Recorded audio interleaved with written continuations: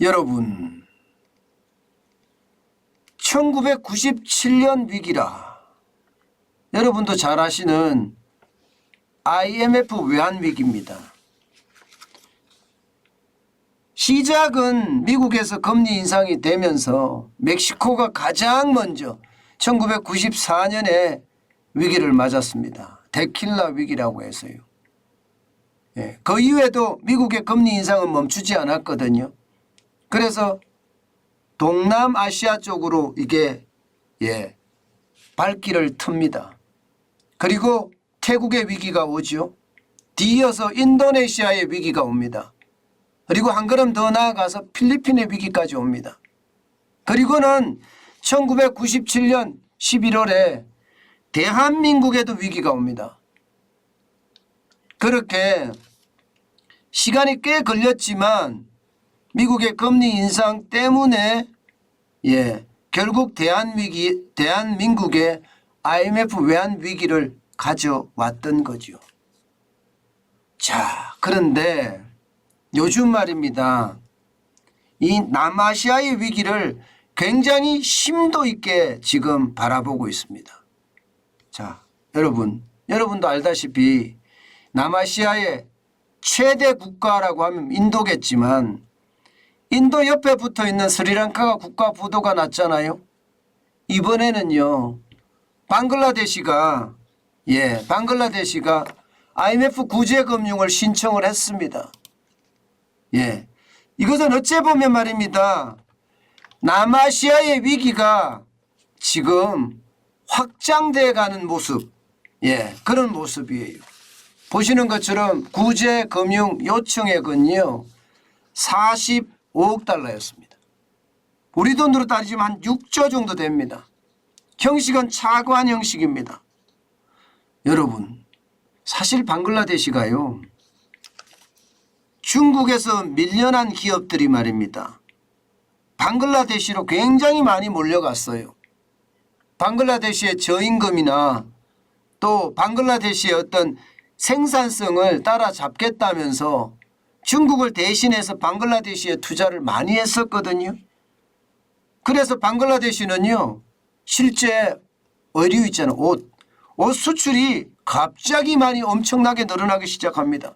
그러면서 GDP라고 하는 국내 총생산도 2019년에 7.9%나 성장했어요. 그야말로 최빈국에서 말입니다. 이게 점점 개발도상국의 지위를 얻어가고 있었습니다. 2018년에도 7.3% 성장을 했거든요. 그러면 이 나라는요 최빈국이 아니라 이제는 점점 좋아지는 나라가 되는 겁니다. 실제로 말입니다. 1991년에 빈곤율 있잖아요. 빈곤율이 58.8%였습니다. 그런데 2016년에는요 24.3%로 절반으로 줄어들 정도예요. 그 정도로 난리가 아니었습니다. 그런데 이 나라에 결국은 말입니다. 러시아와 우크라이나의 전쟁이 터지면서 여기에 생산비라고 얘기하죠. 원자재 가격이 엄청나게 오르면서 방글라데시도 어쩔 수 없는 최악의 상황을 맞을 수밖에 없었어요. 원자재가 다 올라가죠. 그러니까 물가가 폭등하고요.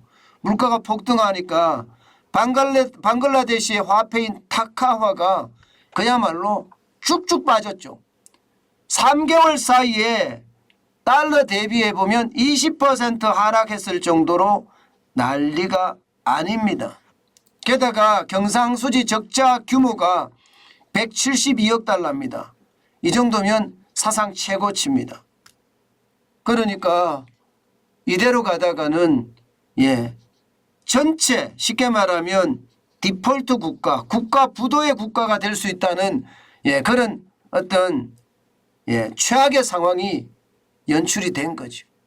그러니까 IMF가 이게 차관 형식으로 빌려줘서 방글라데시가 최악의 상황 디폴트를 막는 것을 막아야 되겠다 하고 지금 45억 달러의 차관을 내준 겁니다. 그만큼 말입니다. 지금 상황이 굉장히 나쁘다는 거예요. 문제는 방글라데시로 끝나지 않는다는 겁니다. 여러분 이 지도에서 보시는 것처럼 스리랑카는 이미 받았잖아요. 이미. 뭐 받았다고 하기보다는요. 지금 당장 뭐 협상을 하고 있다 이렇게 봐야 되나요? 총 대외 부채 규모가 510억 달러 정도 되거든요. 그래서 IMF에서 20억에서 30억 달러를 받겠다 이렇게 구제금융을 아예 신청한 상태가 지금 스리랑카입니다. 스리랑카는요. 당장 말입니다. IMF의 구제금융을 받으려고 하면 부가가치세를 인상을 해야 됩니다. 현재 말입니다. 스리랑카의 부가가치세는요. 좀 낮죠. 예, 그렇게 높지는 않습니다. 12%였는데 15%로 올리라 이거죠. 그리고 전기요금은요. 최대 264%를 올렸고요. 국영기업을 민영화하는 속도도 굉장히 빨라지고 있습니다. 우리가 IMF만 맞았을 때 딱 이랬잖아요. 그죠? 예. 쉽게 말하면 돈 빌려줄 테니까 세금 올리고 예, 국가가 가지고 있는 자산 팔아라. 뭐 이렇게 이야기했던 거. 지금 스리랑카에서 이루어지고 있는 거잖아요. 문제는요. 여기서 한 걸음 더 나아갑니다. 이제 파키스탄까지 갔습니다. 파키스탄까지. 파키스탄은 이대로 가면 예, 이게 최악의 상태로 갈 가능성이 굉장히 크다. 이렇게 지금 나오고 있습니다. 왜냐하면 파키스탄의 이 나라의 거의 3분의 1이 물에 잠겼었어요. 대홍수라고 이야기할 만큼 어마어마한 피해를 받습니다. 홍수 때문에 피해 본 것만 100억 달러라고 합니다. 100억 달러. 예. 우리 돈으로 하면 13조 4천억 원이나 되죠. 오죽했으면 말입니다. 유엔이 파키스탄에 인도적 피해 복구 자금이라고 해서 1억 6천만 달러를 지원했습니다. 예, IMF도 마찬가지입니다. IMF도 긴급 구제금융이라고 이야기하는 11억 달러 상당의 구제금융 패키지를 승인을 했어요. 11억 달러면 1조 4,729억 원이죠. 급하니까 지금 파키스탄이 망할까 두렵죠. 게다가 라오스도 마찬가지입니다. 라오스도 지금 굉장히 크게 흔들리고 있습니다. 기본적으로 말입니다. 물가 상승률이 23.6%까지 올라가고 있고요. 7월에는요. 이거보다 더 많이 올라갔습니다. 25.6%예요. 지금 현재 라오스의 공공부채가 145억 달러라고 이야기하거든요. 그러면 GDP의 88%에 달합니다. 이렇게 되면 어떻게 될까요? 화폐는 가치가 그만큼 떨어질 수밖에 없죠. 2020년에 지금 화폐 가치는 쭉쭉 떨어져서 말입니다. 예, 70%까지 떨어졌고요. 2022년에는 108%까지 떨어질 거다 하는 그런 예상까지 나오고 있는 상태입니다. 그만큼 남아시아 전체는요. 상황이 굉장히 나쁘다는 이야기예요. 바로 이 남아시아의 어떤 상황이 예, 점점 몰려가서 예, 동남아시아로 확대되고요. 동남아시아에서 이게 확대되면 예, 중국으로까지도 갈 수 있는 예, 그리고 대한민국으로도 올 수 있는 그런 상황이라는 이야기입니다. 그만큼 말입니다. IMF 구제금융 자체가 예, 태국이나 인도네시아나 필리핀이나 이렇게 순차적으로 마치 쓰나미처럼 몰려왔듯이 지금 남아시아 전체로도 이렇게 확장이 되고 있다는 이야기입니다.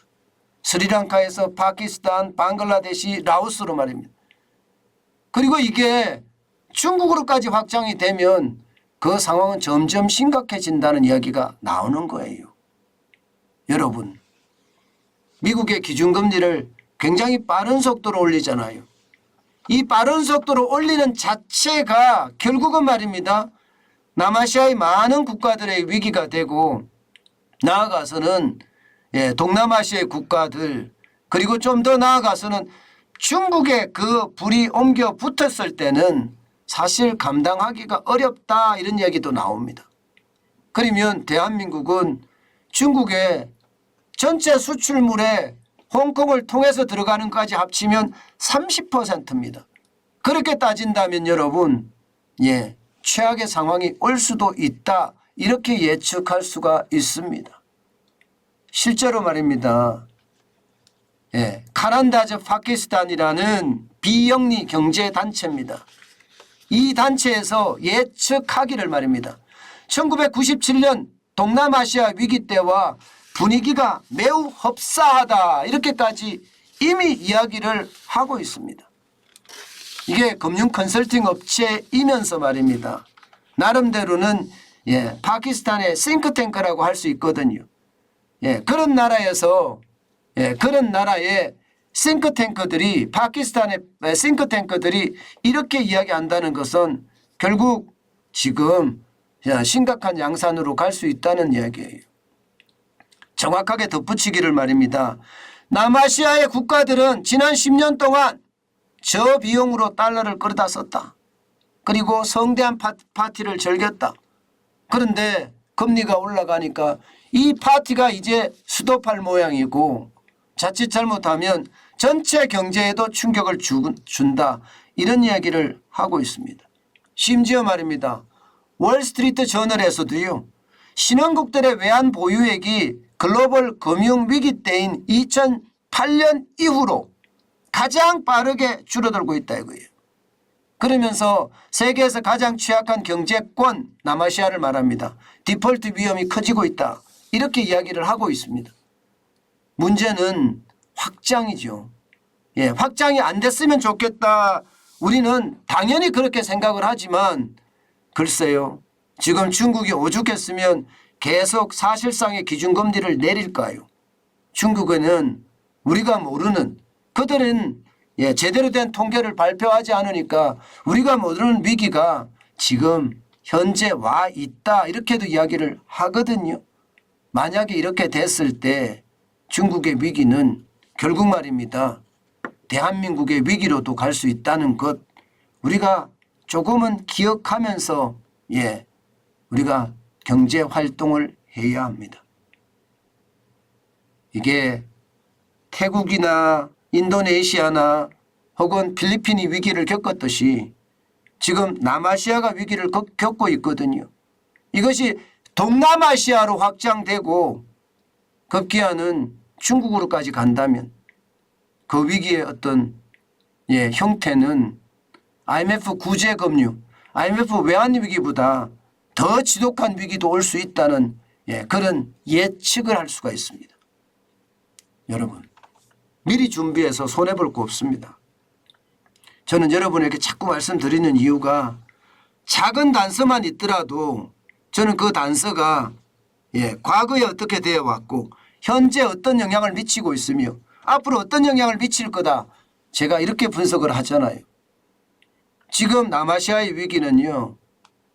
경제 위기가 도미노처럼 덜불처럼 쓰나미처럼 확장될 가능성 충분히 있습니다. 미국이 금리를 계속해서 인상하는 한 경제 위기는 신흥국 개도국 할 것 없이 최악의 상황 맞을 수도 있다는 것 우리 다시 한번 생각하고 넘어갔으면 좋겠습니다.